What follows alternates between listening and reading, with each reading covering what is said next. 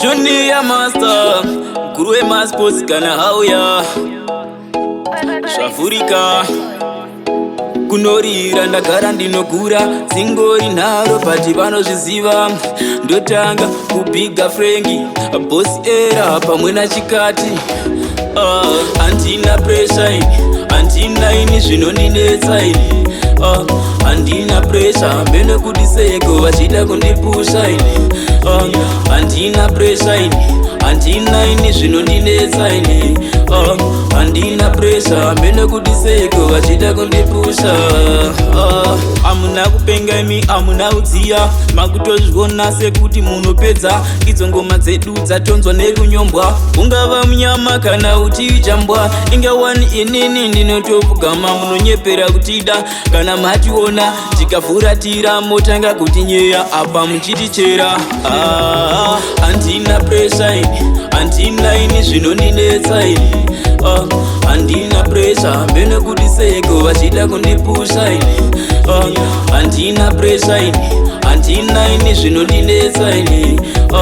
Handina pressure mbene kuti seko vachida kundipusha Vatarisa face nekuda kwekushata vatonde stress kumangoma kuno hakuna refri musade kutimbe chakutipfekedza nepi kunorira ndagara ndinogura Singori nharo pati vanozviziva Ndotanga kubiga Franki Boss era pamwe na chikati Handina pressure ini Handina ini zvinondinetsa ini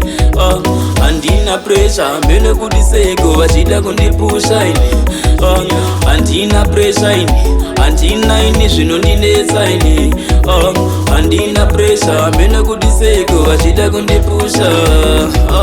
Amuna kupenga imi amuna udziya Makutozviona sekuti munopedza Idzo ngoma dzedu dzatonzwa nekunyombwa Ungava munyama kana uchijambwa Ingawani inini ndinotopugama munonyepera kutida Kana mationa tikafuratira motanga kutinyeya apa muchitichera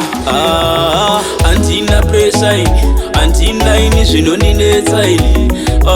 Handina pressure mbene kuti seko vachida kundipusha ini Handina pressure ini Handina ini zvinondinetsa ini Handina pressure mbene kuti seko vachida kundipusha